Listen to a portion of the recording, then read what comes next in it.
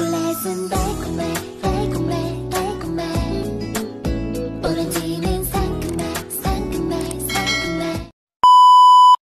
Hello guys, good morning, welcome back to my channel.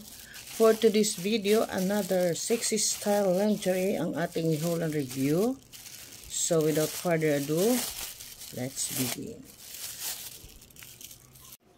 So this is my new collection for today. Tingnan mo ito, citrong. Fishnet po yung kanyang material, tapos may embroidered po siya. So very see-through. At ito ay G-string na nina-nuts lang o tinatali lang yung gilid niya. Nuts side by side. So look at this. And this is a thong panty.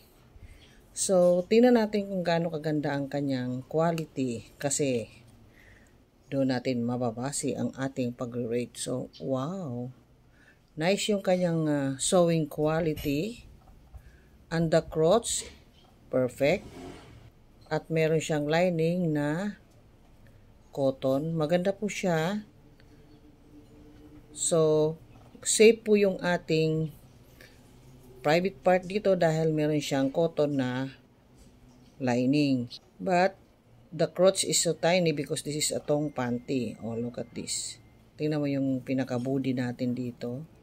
Dito sa ating part ng body. Yan lang po, ang liit lang po. At see-through din siya dahil para siyang fishnet yung kanyang material. The sewing is good. Nice po ang kanyang pagka-quality. So, dito sa ating crotch, perfect dahil safe na safe po yung ating private part. Pero ipit-ipit din ng kaunti. Look at this. So, tingnan natin yung kanyang material. So this is 95% nylon and 5% spandex. So ito, hand wash lang po ito. The quality is good.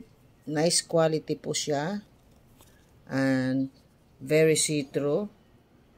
The style is so sexy. Very sexy po ito. So doon sa mga may almo na naman, ito na naman ay hindi na naman pwede sa mga may almo. Pero kung kaya ng loob mo at carry mo, go. Walang pipigil. Kapag i-rate natin siya ng 1 to 10, bigyan natin siya ng perfect 10. So, nice naman yung quality niya, pati yung kanyang style, so sexy. Look at this. Tingnan mo naman, di ka naman magsisisi. Very see-through at nice talaga ang kanyang quality. Hindi ka lugi dito sa pagkabili mo at very affordable po ito kasi ito ay nasa 50 pesos lang po ang isa. So, that is for today for our sexy G-string see-through lingerie thong panty. Thank you for watching. Bye-bye!